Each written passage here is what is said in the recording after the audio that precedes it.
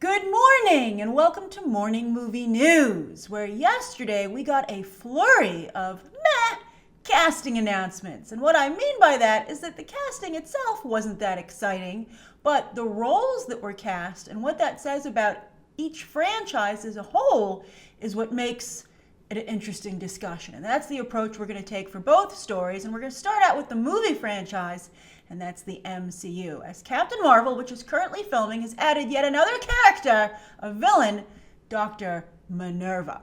Now, cast in the role is Gemma from the UK. She stars on the show Humans over there. And interestingly enough, you've heard of another member of that cast recently, and that's Letitia Wright, aka Shuri from Black Panther. So after that turned out so well, perhaps, Disney obviously, but also maybe other studios will start looking to that show to cherry pick talent out of there. Now, this isn't the first time that Hollywood has noticed Gemma Chan. If you saw the last Transformers movie, which I think was the last Transformers movie, we'll see how Bumblebee does, the spin-off that's coming up. But anyway, at the end credits scene, Gemma Chan showed up, and she was supposed to be a big player going forward. But again, didn't quite work out. But she's rebounded nicely, right, with a role in the MCU. Now, Dr. Minerva is actually a Kree geneticist and spy. Now, the Kree are in a war with the Skrulls, and I think that's what we're going to find ourselves smack in the middle of in the Captain Marvel movie in the 90s. And then, as I've said before, I think it will evolve into the Secret Invasion storyline in the current day in the MCU.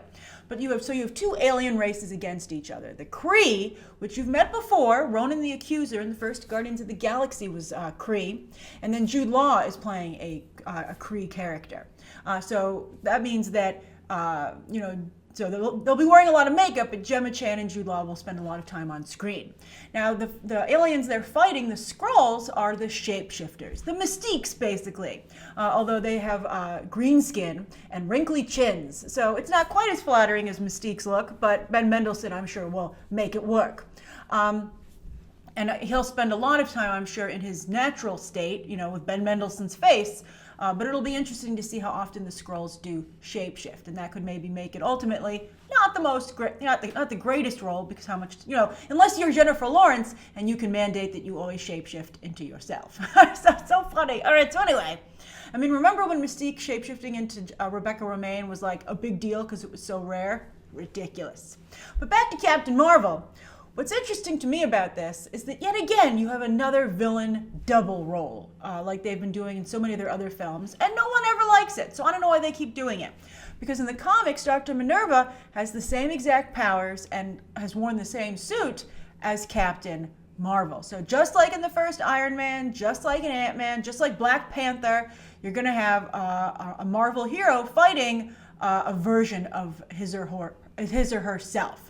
And also, because Dr. Minerva has been cast so late in filming, they've already begun, I think it further lends itself to the idea that this would be a third act fight, just like it is with the other movies. For the first big fight in the characters movie, they fight in, again, another version, a villainous version of themselves. And I really do think that Marvel needs to work on their villain problem. It's just getting ridiculous. I think they're getting more likable villains. I think everyone really liked Hela and Killmonger. But appealing isn't enough. They need to be legit, dangerous, competent villains, right? Thanos is supposed to deliver that. We'll see if that's the case. But I'm talking about a villain, and Loki is an anti-hero. I don't really even qualify him as a villain anymore.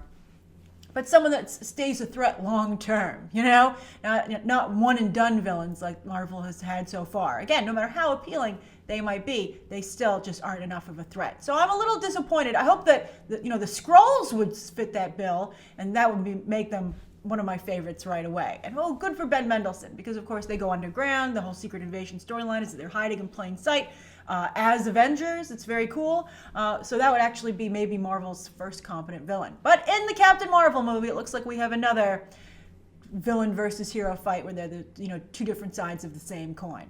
So ridiculous. But I guess they feel it's working over there. But I'm curious, how do you feel about that? Some of you are such hardcore Marvel defenders. How do you defend continuing to do that? I guess the box office is a defense, but still, it's so creatively boring. All right, so that's the first story of the day. Now, the second story of the day is that they're moving aggressively ahead with Punisher Season 2, announcing 3 new castings yesterday for that upcoming show. And it's interesting to me because, of course, Jessica Jones Season 2 is about to debut March 8th. I just posted my review, non-spoiler of it, last night. And we have Daredevil Season 2 coming up, of course. But there's no developments for Luke Cage or Iron Fist Season 2, and they came before Punisher. The first Punisher season. Maybe they're trying to figure out if they should do Heroes for Hire. But anyway, these are the roles that were cast for the Punisher. Josh Stewart is playing a character called John Pilgrim. There is a Pilgrim from the Marvel Punisher comics who is a demon spawn.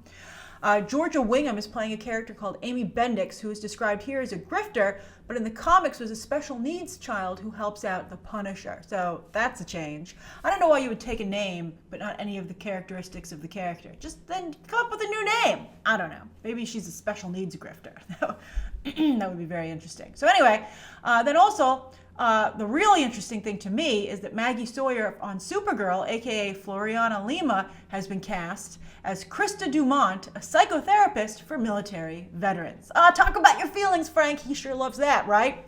I mean, maybe they'll have a romantic relationship develop there, and then I just feel very bad for poor Karen Page. Always a shoulder to cry on, never anyone to smooch. All right, she maybe, I don't know, I feel bad for Karen. All right. I like that actress quite a bit from True Blood. And then, of course, they said that Ben Barnes is returning as he's going to become Jigsaw, obviously. That's very exciting. Amber Rose Riva as Dina Madani will return. I ended up liking her quite a bit by the end of the show. And then Jason Moore as Curtis, who I really liked a lot. Frank Castle's fellow veteran. I was a little annoyed to see no mention of David Lieberman, a.k.a. Micro, returning, because he was like my favorite character on the show. And I thought that his and Frank's repartee really made the season for me, but I'm curious if that's I'm going to review it, but I'm curious if how you feel about that and if it tempers your excitement for season 2 like it does mine. But I was hoping for something a little bit bigger, a little more comic booky for season 2. But obviously, since they're pushing it so aggressively, season 1 must have done well for them. So I think that means, I didn't care for season 1 particularly, but I know a number of you did, and so I think that this is, vindication for that, and that, it seems that Marvel Netflix is going to try and deliver more of the same. And I'll just have to hope that Jigsaw will cut things up. All right, so that's the second story of the day. Now I wanted to give you the third story of the day, a theme park update, because you know where else things are moving quickly. I just realized these are all Disney stories. Disney. Black Panther getting a theme park presence for Disney. So Bob Iger was on his regular call with investors, and he bragged about the fact that there's currently an hour-long wait to meet Black Panther and the Dora Milaje at Disneyland. And I actually recently posted a video about this. I'll put a link down below in the video description. Someone did a fabulous job capturing this experience, and they have not only is it very well done, and from an organizational standpoint, they hand out a pamphlet because you have to wait an hour in line. It's really cool, like a little booklet actually, and it's really well produced. But the actors playing Black Panther and the Dora Milaje, they have wonderful Wakandan accents. They have great lines that are ready to go. The interaction is top-notch quality. And as I said in my tweet, when I tweeted this out, one of you had mentioned to me that you feel it's so great about Black Panther, the movie, is that people will know T'Challa and Wakanda just like they know Batman and Gotham and Superman and Metropolis. So I thought that was wonderful. So anyway, while he was on the phone, apparently, Bob Iger, when he said this, someone said, "You don't have a ride," right? I think it's hilarious that the investors apparently have attitude on the call with Disney. Bob Iger should be like, "Oh, I'm sorry, is my making you tons of money not enough for you? You got to give me some attitude, you got to give me some snark." So I think that's hilarious. But instead, Bob Iger, ever the player, said, "I'm sure someone's working on it." Oh, I love it. So he wants a ride. He knows there needs to be a ride. Everybody knows there needs to be a ride. I, again, think there should be a whole Wakanda land. He also said, though, that I wanted to mention, that he expects a very strong merchandising push by Halloween and certainly for Christmas. And I think it's interesting that they've acknowledged that they weren't quite ready for the phenomenon and they didn't maybe have as much merch as, like, let's say, Frozen. And could Black Panther become a Frozen-level merchandise vertical for Disney? Because, of course, Frozen it continues to be a big seller for them, even beyond, from the entertainment perspective. Now, I think this could end up being tricky because some people I saw in comments online were not enjoying the Black Panther meet and greet because they thought it was, not appropriate for the importance of the character. But, it's a superhero in a Disney movie. It's tough because if you didn't have a meet and greet, then people would be like, why don't you have a meet and greet? And there's clearly a demand because there's a consistently hour-long wait for it. I think this reminds me of Moana, and I think Disney has had a problem merchandising that film as well, where people feel it's culturally insensitive. But I have to say, at the end of the day, as you'll see in this video, to see white families lining up to meet Black Panther and the Dora Milaje and get their autographs and have their picture taken with them, that's a really big freaking deal. That's a huge milestone and development. And so I think right there, the meet and greet and the theme park are important as well. But I'm very curious how you think, what you think of the merch push, a theme park, and also the appropriateness of a meet and greet in a theme park for a character like Black Panther. How do you feel about it?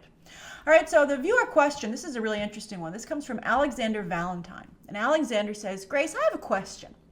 How is it that Annihilation keeps getting presented as a certified fresh on Rotten Tomatoes movie and nobody seems to care? Why is that? Why is it that a bad Rotten Tomatoes score can derail a movie, but a good score doesn't seem to help?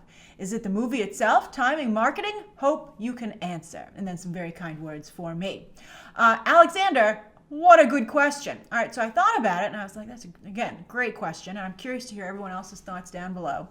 But my feeling is that a good score is still open-ended. It means the movie is still an option to see if the viewer feels like it, right? But a bad score is definitive. Like, whoa, I am not seeing that movie at any time. Whereas a good score, you're like, oh, I guess it's still something that's viable to me to see either in the theater or later on down the line, right? But a movie still needs to have mass appeal. I think that clearly there are certain subject matters and actors, we talked about that about Natalie Portman on Movie Math on Monday, that just deter people from seeing the movie. And there's just nothing that's going to convince them to do otherwise. I think maybe word of mouth in this case, especially I think sometimes because Rotten Tomatoes represents critics, people might be like, well, critics always like Natalie Portman, and I never do, so I'm not going. So I think that's an issue. But what's also interesting to me is the Game Night went into the weekend with a very high Rotten Tomatoes score in the high 80s, and that didn't help it. And I think that's it's still open on par with Jason Bateman's last adult comedy, Office Christmas Party. So I think furthermore, the issue is that if there's another movie that everybody is a top priority, a Rotten Tomatoes score just isn't going to change that. So a good Rotten Tomatoes score just means the movie's still in play for a potential moviegoer, and they continue about their decision-making process as to whether or not to see it. But a bad score knocks it out of contention. And again, it's a definitive development. And so I think that's why that has an effect. So I'm curious, what do you think? How do you feel about bad and good Rotten Tomatoes scores? How does it affect your movie-going experience? Will you see a movie just because it has a good Rotten Tomatoes score? Or are there, as I said, other factors at play? And also, will you, I guess even more so, will you see a movie that has a bad Rotten Tomatoes score, or does it definitely knock it out for you as well? All right, thank you so much for your question, Alexander. Thank you, everybody, for tuning in.